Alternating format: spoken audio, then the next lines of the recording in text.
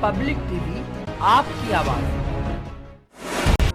सन 2018 में फिल्म पैडमैन देखकर एक परिवार के सदस्यों ने सपना देखा और उसी सपने को पूरा करने के लिए आज परिवार का हर सदस्य जी जान से लगा हुआ है। गौरी जैन जो एक प्रतिष्ठित परिवार से हैं और शहर में इनका परिवार अपनी एक अलग पहचान रखता है। साथ ही शहर को पहचान दिलाने में भी गौरी जैन के परिवार ने अहम भूमिका निभाई है। पति के देहांत के बाद गौरी जैन अपनी एक एनपीओ चलाकर समाज की सेवा करने में लगी हैं।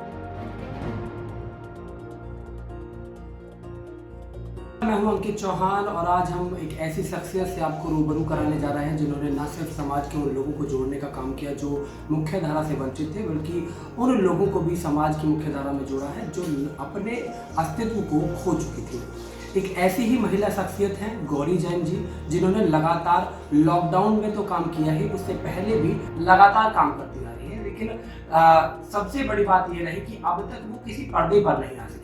हमने वो प्रयास किया है, हमने पहली बार उन्हें इस पर्दे पे लाने का प्रयास किया है, क्योंकि वो लगातार अपने आप को बैकफुट पर रखने के बाद में समाज सेवा के कार्यों में अग्रणी रही है। सबसे पहले मैम आपका हमारे इस कार्यक्रम शख्सियत में बहुत बहुत स्वागत है।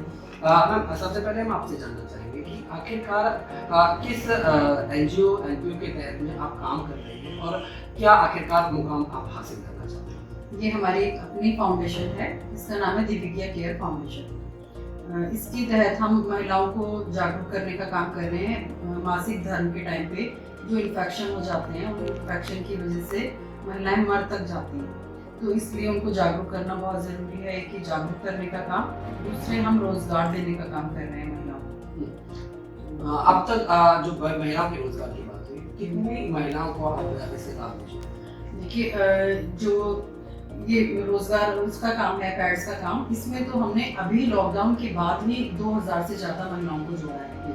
हालांकि मैं 10-12 साल पहले से एक बुनाई का काम कराती हूँ। मैं गांव-गांव कस्बों में जाके मैंने बहुत सारी महिलाओं को निटिंग का काम सिखाया, क्योंकि ऑलरेडी महिलाएं निटिंग का काम करती हैं, तो मैंने उनको परफेक्शन के साथ निटिंग का काम सिखाया और हम एक्सपोर्ट करते हैं, बाहर भेजते हैं ड्रेसेस को। बहुत सुंदर डिज़ाइनर ड्रेसेस उन झुग्गी झोपड़ियों की महिलाओं से और जेल की महिलाओं से हम डिज़ाइनर बुनाई के बुन के ड्रेसेस बनवा के और एग्जीबिशन वगैरह लगाने का काम वगैरह मैं करती हूँ। तो क्या मन में है आपका इस समाज सेवा में आगे बढ़ने का, कि कहीं ना कहीं जो लग्जरी लाइफ थी उसके बाद में आपने उन लोगों के साथ काम किया? देखिए, ये तो बचपन का ही मेरा शौक था समाज सेवा करने का। मेरी मम्मी भी यही काम करती थी कि उन बहुत सारी महिलाओं को लेके कुछ शोपीस वगैरह बनाना, एक्सपोर्ट का काम करती थी मम्मी। एक्सपोर्ट के लिए बहुत अच्छे अच्छे सुंदर शोपीस बनाती थी और उनका यही मकसद था कि जो महिलाएं टैलेंटेड हैं लेकिन उनके पास कोई काम नहीं है, उनको जोड़ना। तो मैंने बचपन से ही उनसे सीखा कि भाई कैसे समाज सेवा कर सकते हैं, और ये मुझे उनसे बहुत अच्छी प्रेरणा मिली। फिर आके मुझे शादी के बाद मेरे हस्बैंड ने मुझे बहुत सपोर्ट किया। उन्होंने मुझे पहले तो अपने जैन समाज के, जैसे मैं सांस्कृतिक मंत्री थी तो कई साल में सांस्कृतिक मंत्री रही, फिर मंत्री बनी। तो ऐसे ही मैं धीरे धीरे मुझे लगा कि मैं अब महिलाओं के लिए काम शुरू करती हूँ। थोड़े से मेरे बच्चे बड़े हुए तो मैंने ये बुनाई का काम शुरू किया, जिसको मुझे 10-12 साल हो गए हैं। इसमें झुग्गी झोपड़ियाँ, बिल्कुल स्लम की लेडीज़ जिनके पास घर नहीं है, छत तक नहीं है, वो लोग इतनी सुंदर ड्रेसेस मुझे बना के देते हैं। मैं जगह जगह जैसे प्रगति मैदान में, दिल्ली हाट वगैरह में उसके एग्जीबिशन वगैरह लगाती हूँ। उसके बाद हमने जब ये सैनिटरी पैड का काम शुरू किया तो इसमें मेरे साथ आज की तारीख में 2 से 2,500 महिलाएं जुड़ गई हैं, जो कि घर घर जाके पैड्स बेच के मेरा सपना पूरा करती हैं कि हर घर में पैड होना चाहिए। अच्छा, तो इसमें बात करिए, किस तरह की प्रॉब्लम्स आपको अभी भी सामने आती है या शुरुआत के दौर में किस तरह की परेशानियों से देखिए, परेशानी तो आती है। मैं एक महिला हूँ और साथ में मेरे हस्बैंड भी नहीं है, तो हालांकि कोई परेशानी को मैंने आज तक कभी कोई इतना बहुत बड़ा नहीं समझा, क्योंकि मेरे साथ मेरे जो बच्चे हैं वो अच्छे पढ़े लिखे बच्चे हैं। वो समझते हैं कि मम्मी जो काम कर रही है वो बहुत अच्छा काम कर रही है महिलाओं को रोजगार देने का। तो उनका मुझे बहुत बड़ा सहारा मिला है।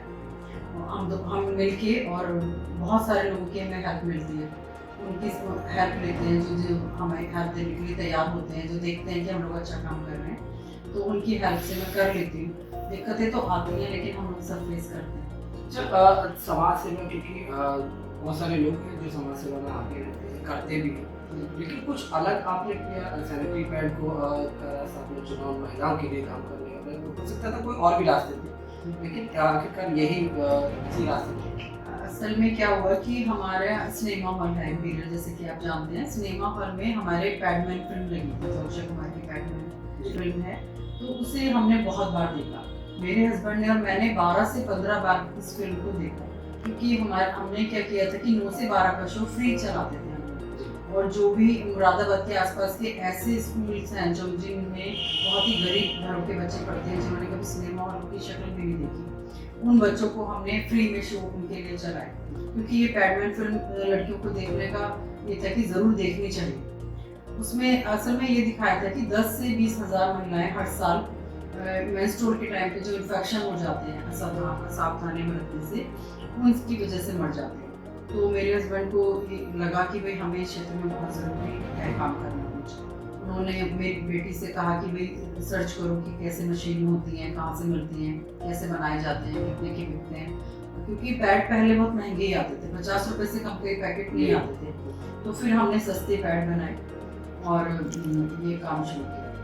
तो कहीं ना कहीं इस मुकाम को हासिल करने में एक अहम भूमिका, या फिर इस रास्ते पर चलने के लिए पैडमैन की अहम भूमिका। हाँ बिल्कुल, हम उसी से ही इंस्पायर हुए हैं। उसी फिल्म को देख के हमें लगा कि ये इतनी बड़ी समस्या है, और फिर हमने क्या, एक तो पैड तो बनाने शुरू किए ही, हमने ऑर्गेनिक पैड्स बनाए, और दूसरे हमने क्या, स्कूलों में जाके जागरूक करने का काम किया, क्योंकि हम उस फिल्म से ही हमें समझ में आया कि बहुत सारी, मतलब बिना पढ़ी लिखी लेडीज़ की तो बात ही दूसरी है, पढ़ी लिखी लेडीज़ को भी जो ये बीमारियां हैं उनके बारे में नहीं पता होता है कि बीमारी कब और कैसे उनको लगती है। तो मेरी बेटी ने पूरा रिसर्च किया इस बीमारी के लिए, और हम लोगों ने पूरा समझा कि ये मेंस्ट्रुअल के टाइम पे क्या क्या इन्फेक्शन होते हैं, इनसे रिलेटेड क्या क्या बीमारियां हो जाती हैं, जिससे महिलाएं मर तक जाती हैं, बांझ हो जाती हैं।